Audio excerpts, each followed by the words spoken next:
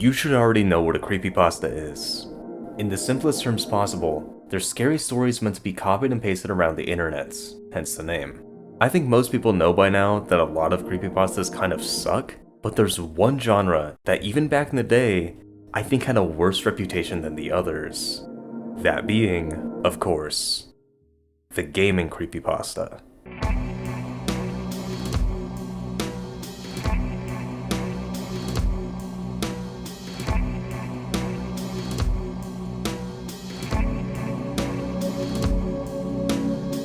From stories about haunted games, creepy ROM hacks, or games that never existed, video game creepypastas are interesting. They're not always bad, and usually they do sound fine in theory, but in practice, a lot of stories end up falling victim to tropes and overall bad writing. But why is that? Is there something inherent to the idea of a video game creepypasta that makes them bad, or are most of the well-known stories just bad examples? If you've been watching my channel for a while, you may have already seen my 2 older creepypasta videos. I don't think those videos are great by my modern standards, but I'm going to be doing something similar here. I'm going to take a look at 10 video game creepypastas, mostly popular ones that I haven't covered before, though I'll also be throwing in some more obscure ones that personally scared me as a kid. I will be talking about if I think the stories have aged well, and if the writing is any good, but really, all I want this video to be is just a look at some old creepypastas that you may or may not be aware of. Yes, I will also try to answer that question I just asked about if gaming creepypastas are inherently bad or not, but that's not the entire reason I'm here, you know? Now, before we begin, I just want to make it clear that I am going to be ignoring a lot of the really popular video game creepypastas. So no Polybius, no Ben Drowned, no NES Godzilla, and most importantly, no sonic.exe. Those are all stories that have been covered extensively either by myself or other creators, and I'd like to instead focus on some that are talked about a bit less nowadays. With all that being said, links to the stories I talk about will be provided in the description should you want to read them yourself. But now, let's get right into the first creepypasta.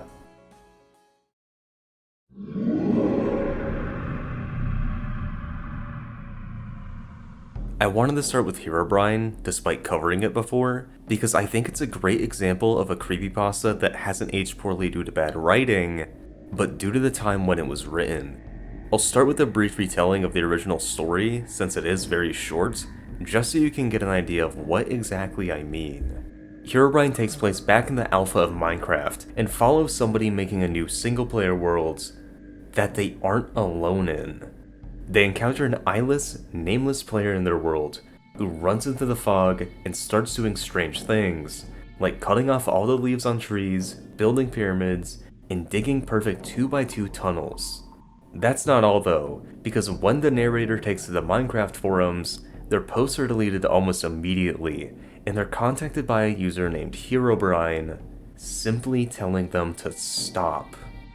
Eventually they're emailed by someone else who tells them they've also seen this mysterious eyeless player, and about a month later, they reveal that Herobrine is Notch's brother.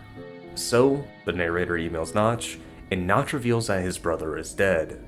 The story ends with an image of the narrator's Herobrine sighting, where he can be seen, barely visible, within the game's fog. In my original creepypasta video, I called Herobrine a bad story due to the Notch's dead brother stuff, and while I do still think that part of the creepypasta is a bit stupid and unnecessary, I don't think it makes the rest of the story bad. I just think it makes it a little dated, but the idea of Herobrine is inherently dated. In my opinion, Herobrine, as a concept, could not exist within modern Minecraft. Hell, I don't think it could even work in release Minecraft. Herobrine only works in the context of Minecraft's alpha and beta versions, when the game was a lot more mysterious and, dare I say, creepy, in no small part due to how much fog was present back then. I know Minecraft's fog is dependent on render distance, but as a kid, growing up with both the old Pocket Edition and videos of Java Edition's beta, I remember Minecraft being way foggier. As such, it's much more believable that something could be hiding within that fog, whereas now, I can't believe that. Minecraft has changed too much, and while I don't think that's a bad thing, it is bad specifically for the idea of Herobrine. Now, does any of that make Herobrine a bad story? Not really, at least in my opinion. I think the story is written pretty competently, there's no jarring grammatical or spelling errors, and the biggest issue with the story, aside from being dated, is the whole Herobrine is not just dead brother thing. If that wasn't there, and he was instead just a mysterious entity with no clear origin, I think it'd be a perfectly fine horror story. Would it be scary? No, at least not to anyone over the age of like 10. But it's also a Minecraft horror story. I don't think it's really going for being scary. No matter how hard you try, I don't know if you could make Minecraft scary, but the idea of not being alone in a single player game, having some mysterious, eyeless entity stalking you within the fog, that's pretty creepy, if you ask me. Anyway, that's about it for Herobrine.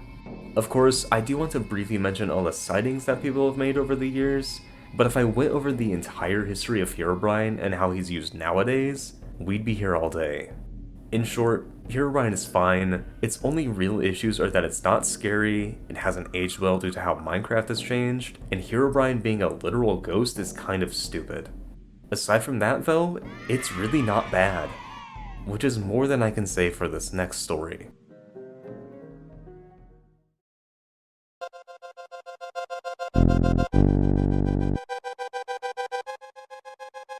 Okay, I know I just said this one is bad, but you do need to keep in mind, I Hate You is supposed to be a troll pasta. It was written as a joke to mock the tropes present in video game creepypastas, but I've never really liked this one, and I don't think it being a joke excuses it from being bad.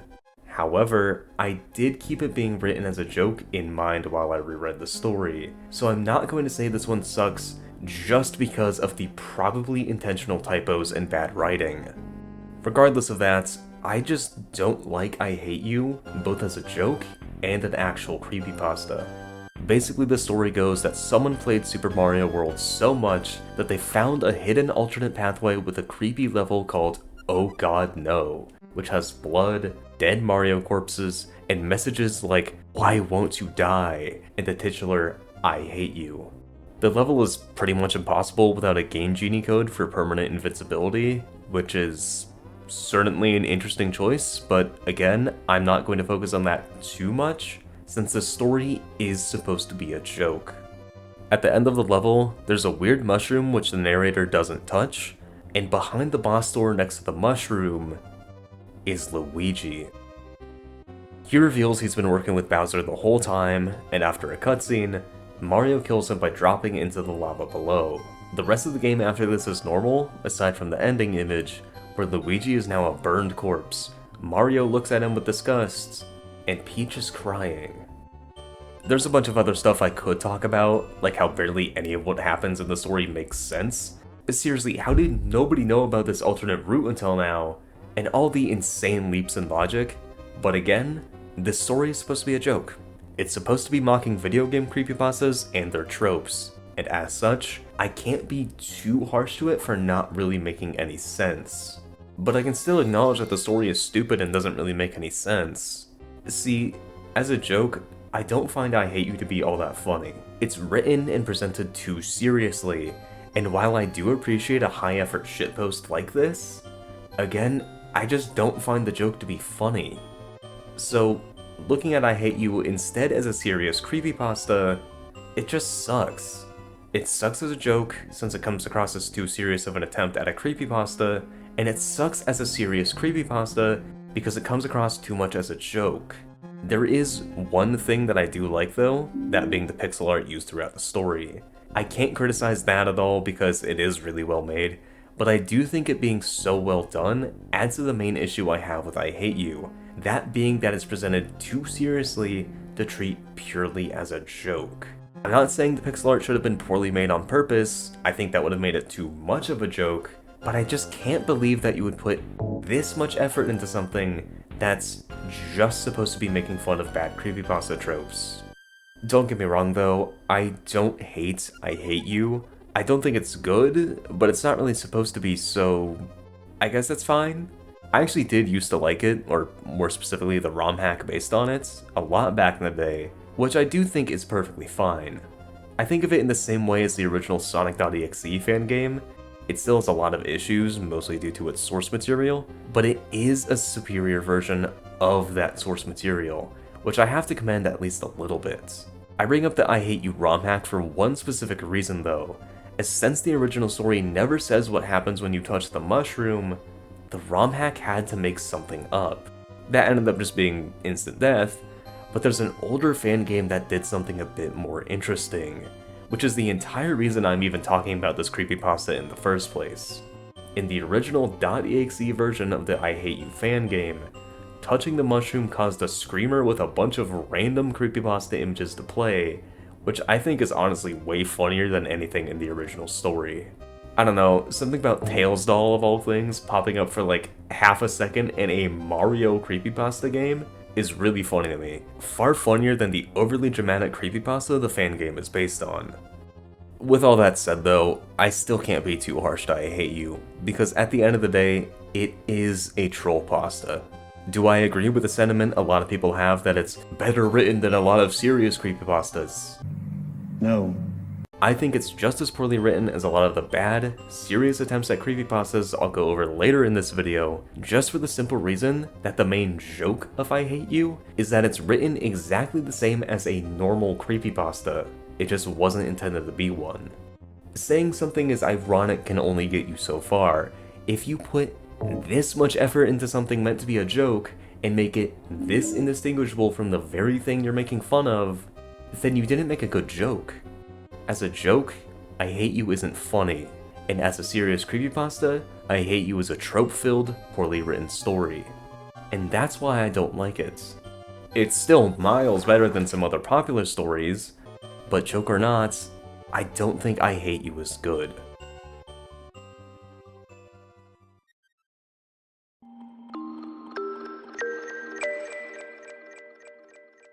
I could have picked really any Pokemon creepypasta for this video, but I decided to go with the two I remember scaring me the most as a kid.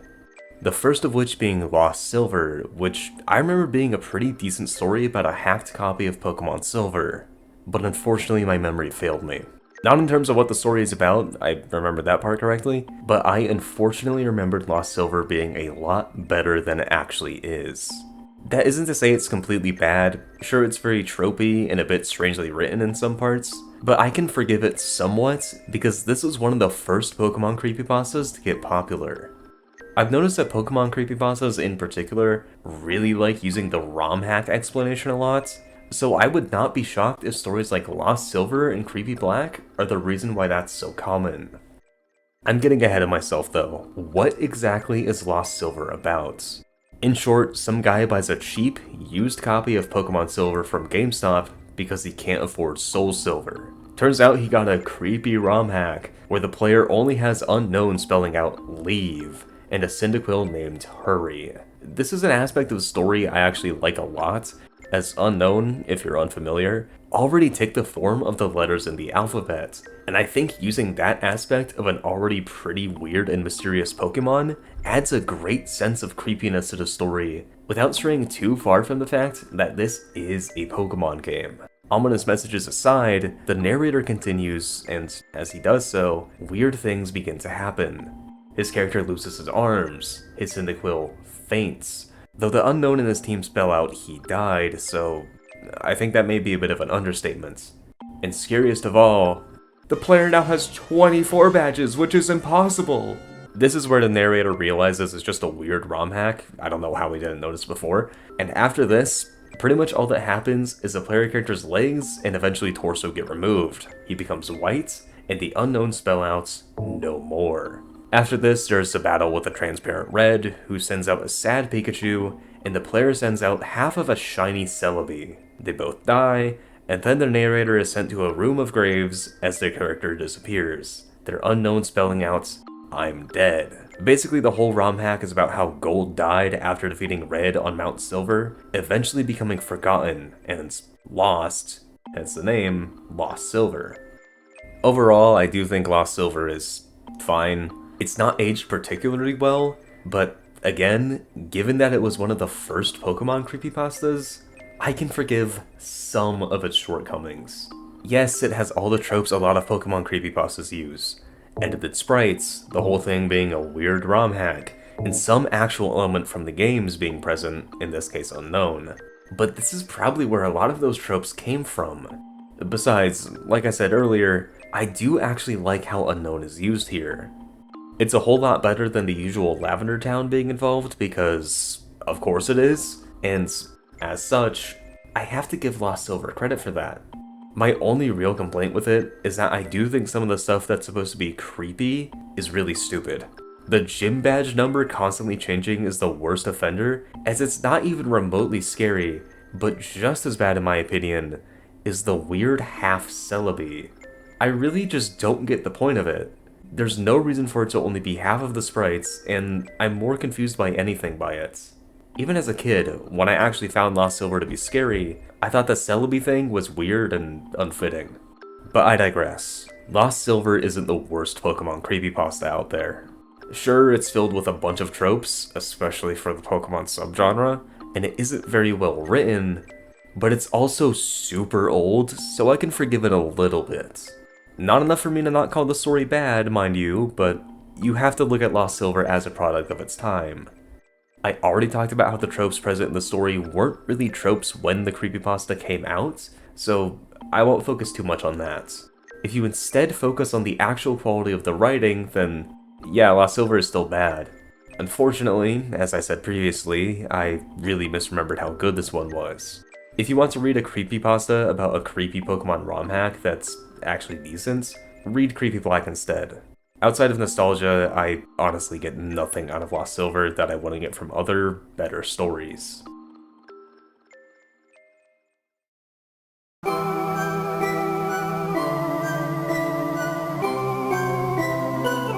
Speaking of Pokemon creepypastas that used to scare the hell out of me, Buried Alive is another one that I remember being a lot better than it actually is.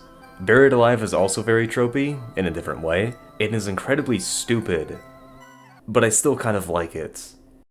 Basically, the story goes that the original boss of Lavender Town's Pokemon Tower was this zombie called Buried Alive, or maybe Buried Alive Model, or maybe Berryman? They constantly switch between 3 different names for this guy, which is really not a good sign of the story's quality. I digress. Basically, the boss fight is borderline impossible, as Buried Alive's Pokemon are much higher level, and he has 2 White Hand Pokemon, which is a reference to a completely different Pokemon creepypasta. Now, is this reference explained in the story itself? No, of course not. If you aren't already familiar with the White Hand creepypasta, you would need to go read it just to understand what Buried Alive is even talking about. Now, it would be hypocritical of me to not explain the White Hand creepypasta for those unfamiliar. Basically, it takes the idea of the White Hand actually present in Gen 1 and turns it into an actual Pokemon that looks far creepier than anything in the real game. Back to Buried Alive though, if you lose the Buried Alive fight, and you will, Buried Alive says, "Finally, fresh meat," as the game cuts to a game over screen where Red gets eaten. This isn't just a game over screen though, as now, anytime you boot up your Game Boy, you're greeted by Buried Alive as a distorted song plays. So, you know, standard kids game stuff. So, it's clear by now that Buried Alive isn't very good, right? I mean, it references both the White Hands and Lavender Town Syndrome creepypastas without even explaining what they are for anyone unfamiliar. And also for no real reason? Like, seriously, Lavender Town Syndrome is just name dropped at the end of the creepypasta for no reason, and I genuinely don't get why this line is even here. All it says is that we don't know why the Buried Alive boss is the way it is, which you could do so easily without linking to a completely separate, unrelated creepypasta. Lavender Town Syndrome is all about how the supposed original Lavender Town song made children take their own lives, which has nothing to do with Buried Alive. I digress. This is obviously not the only issue with Buried Alive. The writing is overall just not good, and as I mentioned previously, Buried Alive's name constantly changes, and the idea of the creepypasta itself is so ridiculously unbelievable that it's hard to take seriously. So why did this one scare me so much as a kid if the story is this bad? Because of the pixel art. The art is really the only redeeming quality though, as otherwise, Buried Alive is terrible. I still like it though. Purely in an ironic sense, of course, but I do still enjoy it. I've talked about my enjoyment of terrible old ghost videos, especially Body of a Pig, before, and I like Buried Alive in the exact same way. It's a real so bad it's good situation, though I do think there are at least some good aspects of Buried Alive. Again, the pixel art is pretty decent, and I do think there is a way this story could have worked. Maybe tie it more into the beta of Pokemon Gen 1. It's not unreasonable to believe that maybe something in the beta could have been darker than what was in the final game, especially if you replace the ending to just be a game over screen, instead of the game downloading an image that replaces the boot up screen. Anyway, regardless of how Buried Alive could possibly be improved, the fact of the matter is that Buried Alive, as it was written, is not good. For as bad as most Pokemon creepypastas are, I have found that most Lavender Town-based creepypastas are especially bad, Buried Alive being no exception. At the same time though, I think Buried Alive is a great example of what made old video game creepypastas so special. Yes, it's stupid and cheesy, and isn't written well, but it's memorable. Something about Buried Alive stuck with me enough to make me remember it all these years later, and I can say the same about most video game creepypastas, and creepypastas in general, regardless of quality. Most people these days know how bad Jeff the Killer is, but people are still talking about it, either because of the image, or because of how bad the writing of the story is. And Buried Alive is no different.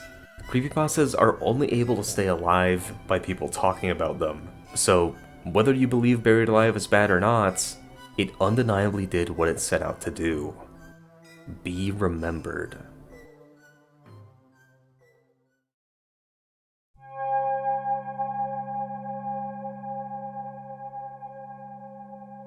So, this is a creepypasta that, until now, I had never actually read. I think I had at least heard of JVK116E.esp, or JVK as I'll be calling it from now on, but I'm not 100% sure. I do know, at least, that while planning this video, I kept seeing this story pop up on a lot of best video game creepypastas lists, so I decided to read it. And, honestly, this one's really not bad. I assume that, like me, most of you are probably unfamiliar with this one, so I'll spend a little longer going over what it's about. JVK is about a supposed Morrowind mod called, well, JVK1166C.esp, and the story is presented as being the narrator recollecting what they were told by someone on some modding board they used to frequent. Now, most people knew JVK as a virus mod, since seemingly all it did was corrupt your Morrowind saves. Sounds about right for modding an Elder Scrolls game, but the guy who the narrator hears all this stuff from was able to figure out that running Morrowind through DOSBox lets you actually experience the mod. All the narrator is able to personally experience is that the game starts with every important NPC, aside from Yagram Balgarn, dying, causing the "prophecy has been severed" text box to appear. The other main thing the mod supposedly does is cause the player to constantly lose health. Should this health drain kill the player, a shadowy figure known as the Assassin will appear, who moves around very strangely. Eventually the Assassin will start appearing in the darkness of the game worlds, but initially, it seems like he only appears when you die. That's not all the mod does though, as the narrator talks about a new NPC JVK adds named Tiras, who gives the player a new quest in a new dungeon. This dungeon is made up of all the usual environments, including a dwarven ruin with all the usual bronze instead colored black. The dungeon is incredibly large and difficult, so difficult that the narrator gives up on the mod, and the rest of the story is the testimony of a few users who dared to continue further into JVK. Managing to beat the dungeon brings you into a room known as the Portrait Room, with an unopenable door. This is also the point where JVK replaces the usual night sky texture with an updating image of the real night sky, leading everyone to believe that the door will open when the right date is reached. In addition, every NPC only says, "Watch the sky," further proof that the night sky is important. Unfortunately, waiting for this door to open requires the player to not die or load a save, as doing either of these things resets the sky texture. This means that you have to wait in real time, and as made clear later, this time required to wait is extremely long. At this point, the story is the testimony of only one person, the narrator's friend. He starts by leaving the game open for an entire day, 1 year's worth of time in JVK, then 3 days, and then longer and longer and longer. Strange things happen as he does this. First, the assassin appears only to scream at the player before disappearing again. Then, the game becomes extremely dark. According to a few other people who had JVK installed, the assassin also starts appearing within your normal, unmodded Morrowind saves, though the story makes it clear that this may have just been people imagining things. The narrator's friend also gets kicked off the modding board, meaning that the rest of his communication is just through occasional emails. The friend resumes trying to finish JVK, letting this guy get to around 2011. Every NPC moves into caves, and the game is still extremely dark. The game gets to 2014, and every NPC begins to bleed from their eyes, and the game is now so dark that even if you use a light spell, it's nearly impossible to see. 1 in-game year later, the friend writes another email, saying that he doesn't even need headphones anymore, as he's begun to hear the assassin screams in his head. He also says that he might be seeing the assassin in the corner of his vision in real life. But he's also not been sleeping much for several real-life days, so it's a bit unclear if that's really happening. The friend also realizes that JVK put him in Yagram's area, as he begins to talk to him without any text boxes. That's right, the video game NPC is talking to this guy in real life about things that happened in his real life. He says that nobody else has ever made it this far into the mod, and that he's almost at the end, but we never get to find out what's behind that door. The friend describes how he's swimming to the new dungeon, and he hears a tapping outside his window. Maybe. He thinks he still might be dreaming, so he's unsure of what's even real anymore. And this is where JVK ends. Now, as much as I want to say JVK is a great creepypasta, I can't bring myself to. Yes, it's written well, and I'd hardly call it bad, but the latter half of the creepypasta is just too ridiculous. I mean, bleeding eyes, NPCs talking to someone in real life about things that happened in their actual life, and the creepy shadow man from the game possibly starting to appear in the real world. It's just too out there, at least compared to the beginning. If JVK started like this, I wouldn't really have issue with it. A lot of creepypastas are like this after all, but JVK starts out so much more realistically than most creepypastas. It actually feels like a real, albeit very strange, mod that could exist, but this ending goes against that. To be fair though, this is kind of explained in the story as sleep deprivation. It's also important to remember that none of what happens in the creepypasta, past the initial description of the dungeon, happened directly to the narrator, so it's entirely possible that their friend was messing with them. Personally, I think the sleep deprivation explanation is the most likely, as all the more fantastical elements could easily be explained as hallucinations, and the narrator even suggests as much to his friend. However, this is still only an assumption. It's also equally possible that this stuff is supposed to be what the mod actually does, and in that case, I can't call JVK one of the best gaming creepypastas. Is it good for creepypasta standards? Absolutely, but it becoming so unbelievable towards the end really hurts the quality, in my opinion. I'd best compare JVK to something like Mario, as that creepypasta is also presented as being someone's actual experience playing a weird mod, or in its case a ROM hack, though as far as I'm aware that's literally what Mario is. JVK, as far as I'm aware, was not a real mod prior to the creepypasta's creation, and while that does let it say whatever it wants, I do think that also hurts it. The first half of JVK plays into the inherent creepiness of Morrowind, as, in my opinion, it is a pretty unnerving game at times, but the end is a pretty standard haunted game creepypasta, just one presented as being a weird mod. Sure, you can explain the more fantastical elements as sleep deprivation, and I do think it being unclear if this stuff actually happens is a good idea, I just don't know if this was the right place to do it.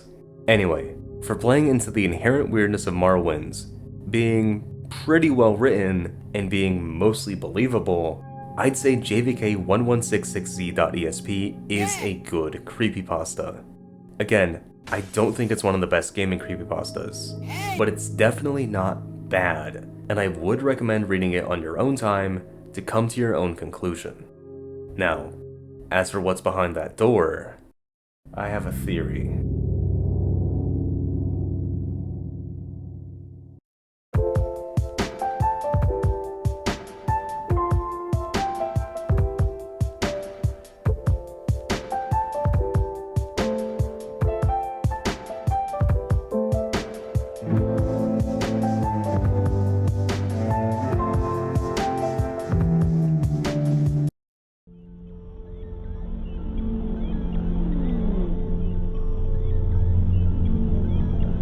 This is another creepypasta that I've covered before, but unlike Herobrine, my opinion on Mr. Mix has changed slightly.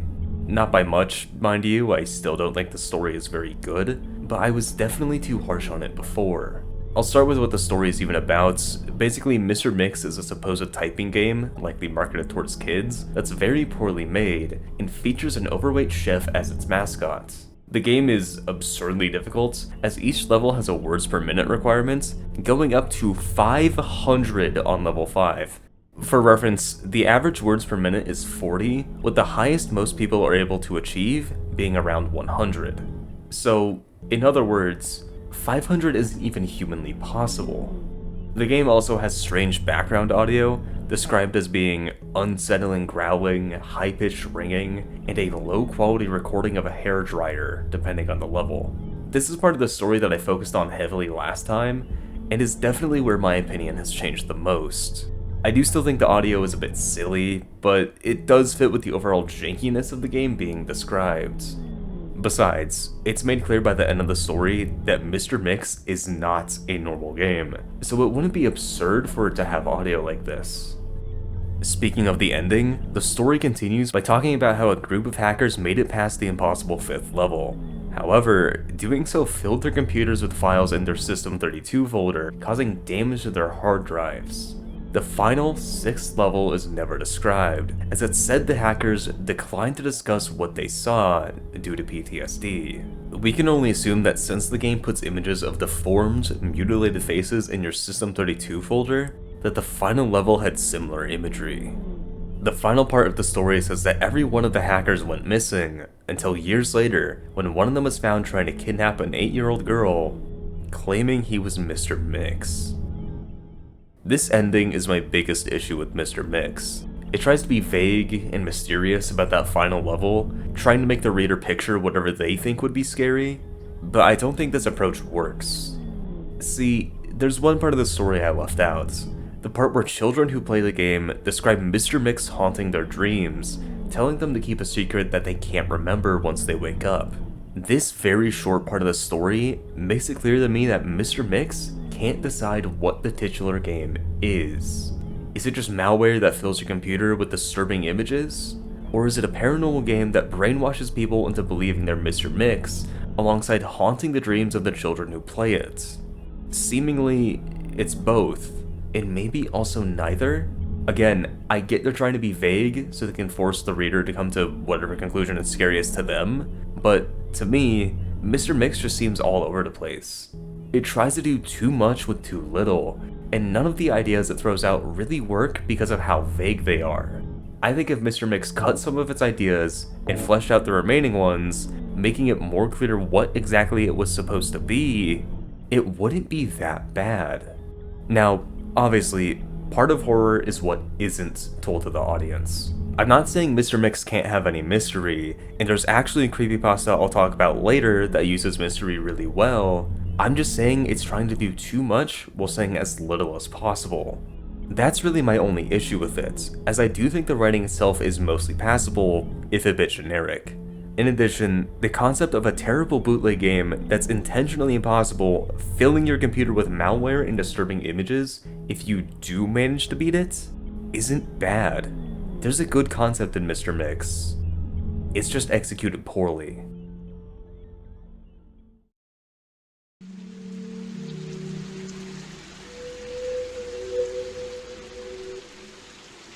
This is another creepypasta that I briefly mentioned in my old fake video game creepypastas video, though I never actually talked about it.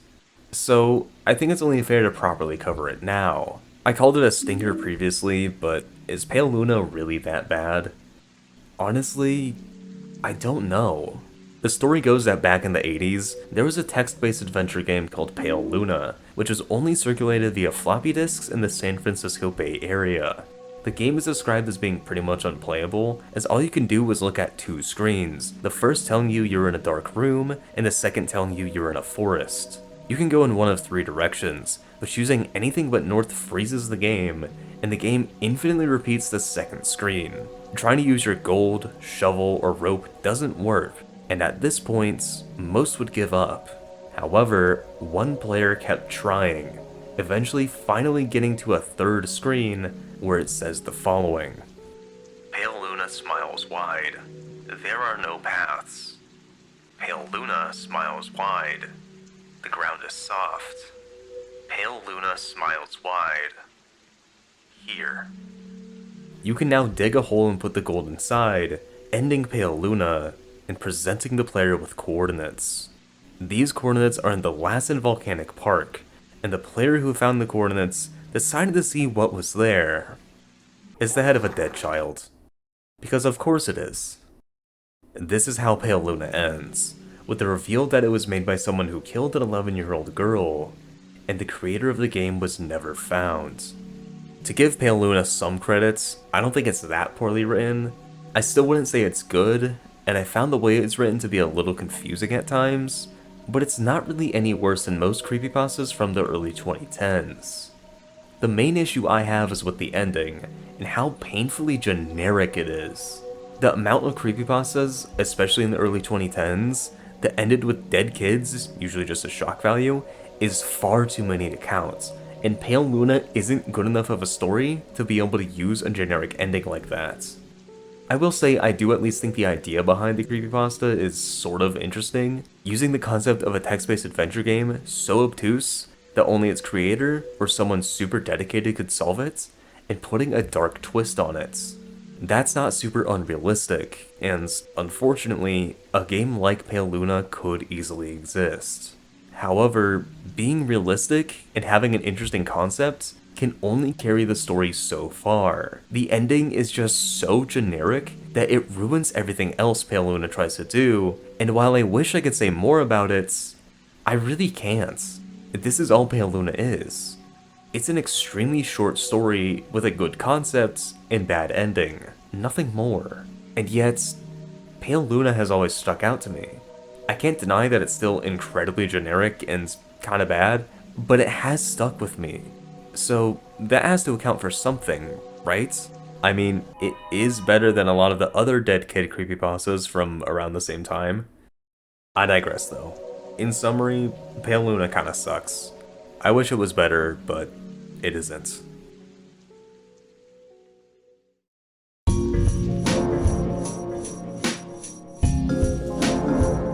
Tales Doll has always been an interesting creepypasta to me because of how old it is. Stories about the Tales Doll being cursed have actually been created since 2005, but the most popular story is a bit newer than that. I'm not sure when exactly it was first posted, though my guess is probably around 2008, since that's when the Tales Doll curse began to gain traction. As for what exactly the Tales Doll curse is, basically the story goes that Tales Doll, the real character from Sonic R, is cursed, and if you play as Tales Doll and attack Sonic, Tales Doll will appear in real life and, I guess, kill you, or steal your soul or something. Pretty generic stuff here, but it's important to remember how old this story is.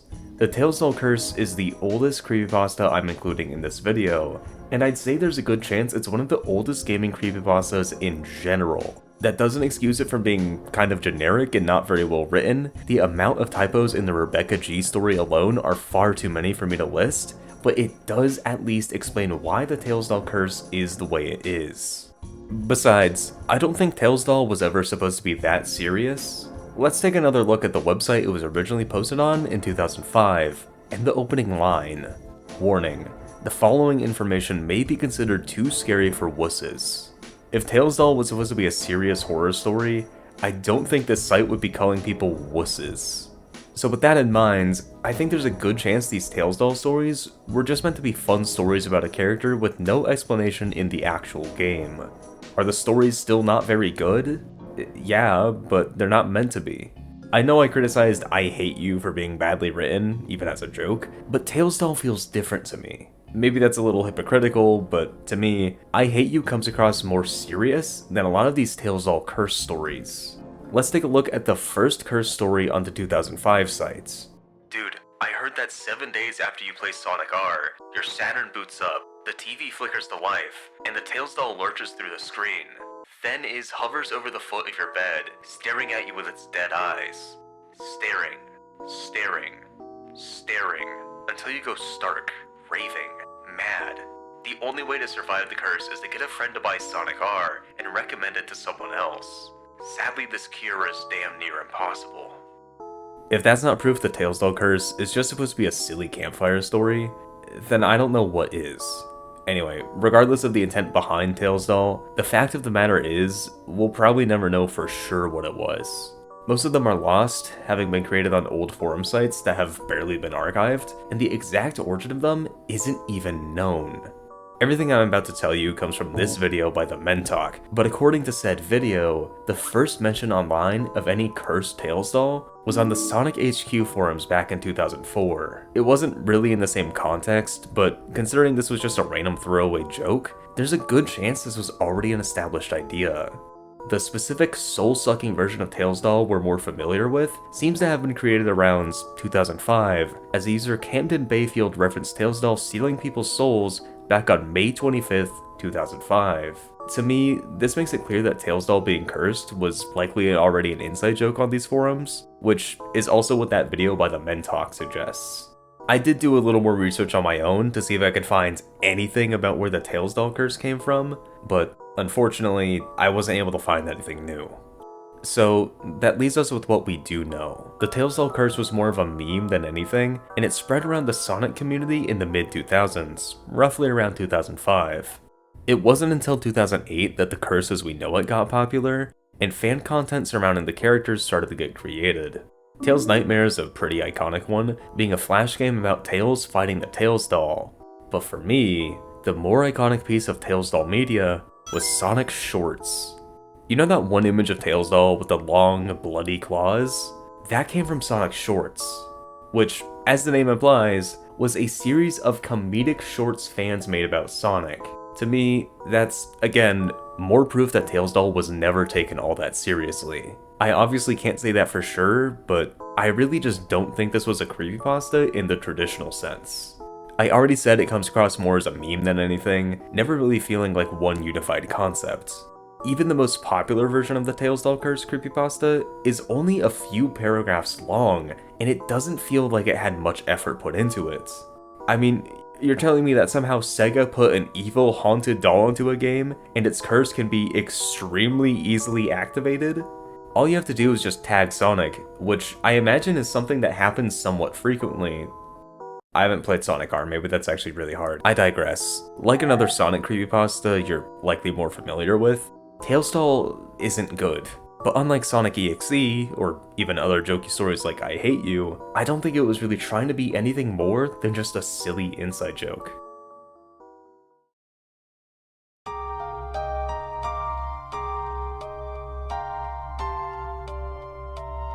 Like Pokemon, I wanted to include another Sonic creepypasta because there's so many to choose from. Yeah, most of them are just variants or sequels to sonic.exe, but I have seen a few that I find to be a bit more unique. Unfortunately though, people don't really talk about them. The one I see get the most attention is probably Maria's Revenge, and while I do think that one isn't bad, there's another I'd like to share with you that I think is even better. And that is El Pendrive Azul, or the Blue Pendrive. I won't lie to you and say I've known about this one since it came out. I mean, first of all, it was originally published in Spanish, and I don't speak Spanish, but ever since I learned about it back in 2024, I've been intrigued by it. El Pendrive Azul, if you couldn't tell by the title, is a Chilean creepypasta originally uploaded to YouTube by Sinuois in 2011. The story goes that the narrator was visited by their friends who looked a lot paler than usual. He gives the narrator the titular blue pendrive, and then has a seizure and dies. After his friend's funeral, the narrator remembers the pendrive he was given and puts it in his PC, finding a copy of Sonic the Hedgehog. But one of the E's is missing! The game is also in a folder with text in a language the narrator can't read, which will be important again in a minute. After fixing the file name, the game is able to be opened, and the narrator describes it being as a version of Sonic 1 that's slightly off. The title screen has the same unknown language as the folder, and when Sonic gets hit, instead of losing rings, red squares come out of his body, almost like blood. The game itself is pretty normal though, so the narrator continues playing, eventually reaching Act 2 of Green Hill Zone, where the same unknown language appears again. This level is a lot different than normal, having a blood red background which begins to pulsate faster and faster, and unlike 99% of creepypasta protagonists, the narrator actually tries to close the game. He isn't able to close it though, and the pulsating only gets faster, eventually turning into a flashing light as a woman's scream begins to play. This, for some reason, paralyzes the narrator, as an image of Sonic's face appears, his eyes crying blood, and text saying, "RIP" appearing above him. The narrator realizes that this is what killed his friend, but as he is unable to move, he can't do anything to stop what happens next. The countdown begins starting from 10, and after a few seconds, the narrator is able to move, jumping down to the ground and covering his head, as an extremely loud scream plays from his computer. Managing to unplug his PC, he rips out the pendrive, destroys it, and cries, cursed with the knowledge that his friend was killed by whatever was on the screen at this part of the game. This is where Pendrive Azul ends, and honestly, it's really not bad. Sure, it's got some grammatical errors, likely partially due to being translated from Spanish, but the concept is super strong, and I really don't think this one is bad. If Mr. Mix is an example of something being unexplained, which causes it to be confusing, Pendrive is an example of ambiguity done right. It's open to interpretation if the game on the USB is paranormal, if it was just a prank gone too far, or if it was made maliciously to kill epileptic people. Personally, I like the most popular interpretation, that it was made maliciously, as it feels very realistic.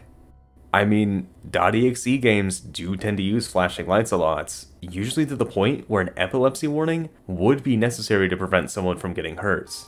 So who's to say someone wouldn't make a bootleg Sonic game with excessive flashing lights just to hurt people?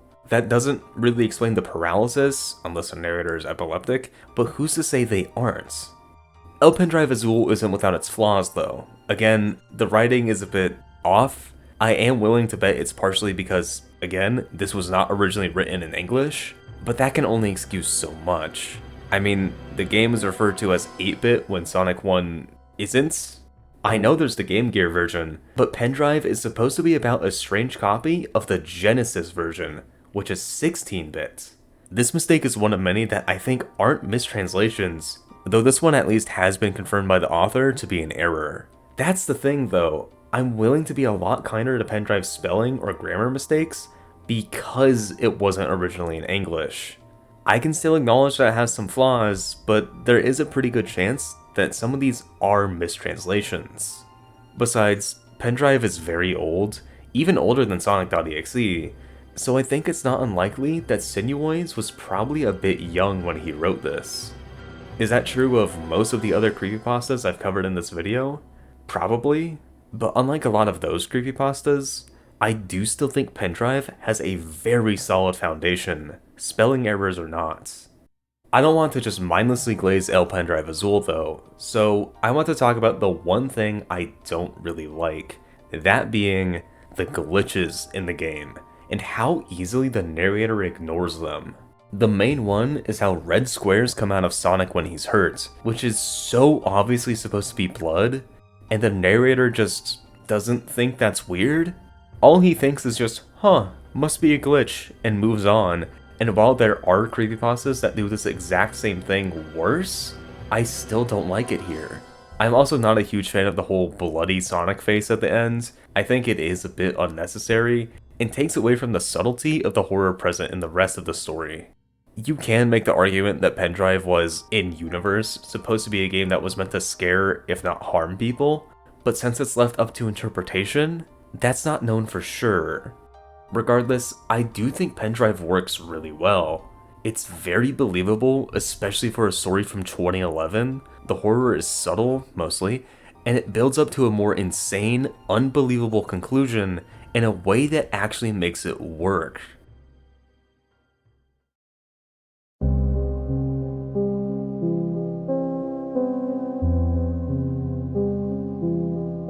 Okay, let's end this video with the complete opposite of what I just talked about. An absolutely terrible creepypasta. I'm willing to bet this is a creepypasta you have probably never heard of, and I only know about it because I remember searching Kirby creepypasta on YouTube back in like, I don't know, 2014 maybe? Hell, this one's so obscure that I had to read it on the Kirby.exe Clopedia wiki. I don't even know what that is. Kirby's Deadland follows the narrator, presumably a child due to how the story is written, playing Kirby's Return to Dreamland for some nostalgia. I don't know how they have nostalgia for a game that wasn't even a year old when the story was written, but I digress. Kirby is missing from the game's intro, and the enemies in the first level are crying and have realistic blood coming out of scars on their body. The narrator then starts the first boss level against Wispy Woods, and, of course, he's bleeding from his eyes and mouth, and his sleeves are stained with blood. Then a text box saying, "You did this to me, we finished this here," appears in a bloody font, and then Kirby gets an evil smile on his face. It's too stupid. I can't read this seriously, this is so stupid. I think you can guess how the rest of the story goes now. It's literally all just thing from game but with the blood sitting their body, and the creepypasta ends with Kirby killing the Landia boss, who decomposes on the spot? Then the narrator's TV turns off, and when it comes back on, an image of Kirby with Waddle Dee's arms, King Dedede's legs, and Meta Knight's wings stitched onto him appears, with the words, "You're next." For the record, that's "your" without the apostrophe or E. Then the intro plays again, but now the characters are missing aside from Kirby, and the text says Kirby's Deadland, and then the narrator runs to their parents and cries. The very end of the creepypasta is the author admitting that none of this happened, which honestly I can't be mad at. Kirby's Deadland is so obviously written by a little kid, and while that is a bit charming, holy shit it is bad. That's exactly why I wanted to cover it though, because this is easily one of the most tropey, generic video game creepypastas I have ever read, and it's completely unironic. As far as I'm aware, this was not written as a troll pasta. This was written 100% sincerely, most likely by a child, and it's one of the funniest creepypastas I have ever read. Did it still scare me when I was a kid? Yeah, but so did sonic.exe, and a lot of the other iconically bad creepypastas. Really, I just wanted to show you that, even though there's a lot of good creepypastas out there is a reason why they have such a bad rap, especially when it comes to video game themed stories. For every Pendrive Azul, JVK, or even Herobrine, there's a bunch of absolutely terrible creepypastas like Kirby's Deadland. Now, to be fair to Kirby's Deadland, again, it is very obviously made by a child. I mean, I never even mentioned the image attached to the story, which looks like MS Paint art made by a 10-year-old. I really can't be too harsh on it though. I know I've not talked too much about why Kirby's Deadland is bad, because it's really obvious, but I really cannot stress enough, it is bad. But in a different way than the other bad stories I've talked about tonight. Yeah, the writing sucks, but this was made by a child who doesn't know these tropes suck, instead of a fully grown adult who should know better. As such, I apologize for repeating myself a little bit here, I cannot in good conscience talk about Kirby's Deadland as if it is the worst creepypasta ever made. I can still laugh at it and acknowledge it sucks, but there is a huge difference between something made by a kid with no experience and something made by an adult who probably could write something better. Anyway, all of that to say, I don't know, this one's just really funny to me. I don't really recommend reading it, even ironically, and as I said a moment ago, I'm only covering it to show how bad these tropey stories can get. I'm sure there's worse examples, but this is one that has stuck with me for over a decade now, despite how bad it is. I'll let you decide if that's a good thing or not, but regardless, I just wanted to share a terrible creepypasta with you all, and I hope you got some enjoyment out of it. So, Going back to the question I asked at the beginning of this video, is there something inherently wrong with video game creepypastas, or do people just focus on bad examples? You're going to hate me for saying this, but I think it's both. Yes, obviously there's good video game creepypastas, as I've covered in this video, but there's so many bad ones, and a huge reason for that is the tropes. The tropes popularized by stories which, while they may not be too great for modern standards, were at one point considered good by the wider creepypasta community. Now, maybe they were considered good because most of the people that were reading these things were teenagers or children, but that's besides the point. What matters is that even creepypastas that I think are genuinely good and still hold up, Pendrive Azul as an example, still have issues with being a bit generic. I think Pendrive is actually a great example of how tropes can be used well, like how the creepy game is probably just a weird ROM hack, and one of the main creepy things just being game character but bloody. And while these are extremely common tropes now, Pendrive came out at a time where these weren't super common. Even so, the way it uses the tropes is effective, at least in my opinion, which is more than I can say for a lot of the video game creepypastas with bad reputations. As another example, Lost Silver likely popularized a lot of the Pokemon-specific tropes, like edited sprites, an unknown or Lavender Town being involved, and while I don't think the story has aged super well, I can't deny that it still uses these tropes in a far more interesting way than a lot of the stories it inspired. Personally, I think it's more of an issue of the tropes are bad, but it is possible to use them in ways that are effectively creepy.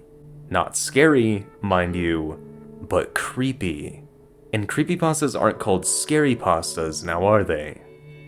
Think of the best creepypastas you've seen, video game related or not.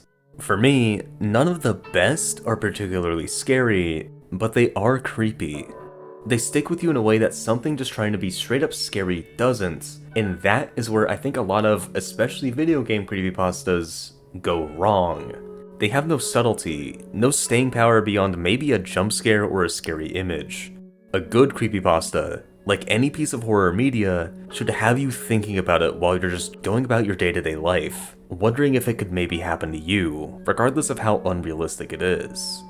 This is another issue with video game creepypastas, though, as it is very hard to make them believable. I'd say the most believable stories are the ones about creepy mods or hacked games, but those can't really do any harm to someone in real life, which makes it hard for them to be effectively creepy. On the other hand, the ones that are like, this haunted game tried to kill me in real life, are so hard to believe because they would never happen. And that's not even considering how tropey those stories tend to be. I would still hesitate to call video game creepypastas inherently bad though, because as I said in the intro, they usually sound completely fine in theory. That's why I focus so much on the ideas or concepts for these stories, because I do think most of them have potential.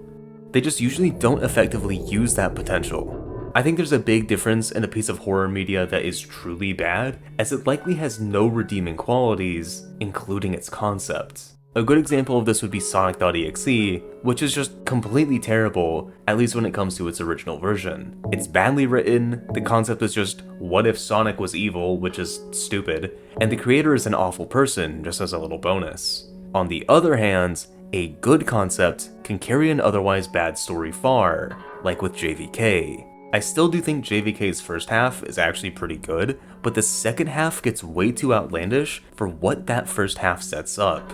However, the concept of a weird Morrowind mod that makes the game creepy by playing into the inherent weirdness of Morrowind is good. So, for the final time, going back to the question of, are video game creepypastas bad? I don't know. They are, but they aren't, you know? Like with any horror medium, there are some good ones. There are some bad ones. And while the bad does outweigh the good in sheer number, the good outweighs it in quality. I know that's kind of a cop-out answer though, so if I had to choose between if video game creepypastas are bad or not, I would say they are bad. I mean, look at the ones I covered in this video. Most of them sucked, and most of the creepypastas I didn't cover also suck. The creepypastas just kinda suck. But as long as you can get some sort of enjoyment out of them, even if it's ironic, then I don't think they're completely worthless. Personally, I like creepypastas because they're stupid and cheesy, and video game creepypastas are no different. Anyway, that's going to be it for this video. This has gone on for way longer than I intended, but I had a lot of fun taking a look at some old video game creepypastas, and I'm glad I was able to find a couple that weren't too bad. Sure, most of them sucked, but I was really pleasantly surprised by how effective some of these stories were, even if a few did drop the ball by the end. I think we can all agree though, that no matter how bad or tropey these creepypastas may have gotten, they're still better than lost episode creepypastas. If you think video game creepypastas reuse ideas a lot, you have no idea how bad it could be. Anyway, thank you so much for watching. Stay safe out there, and good night.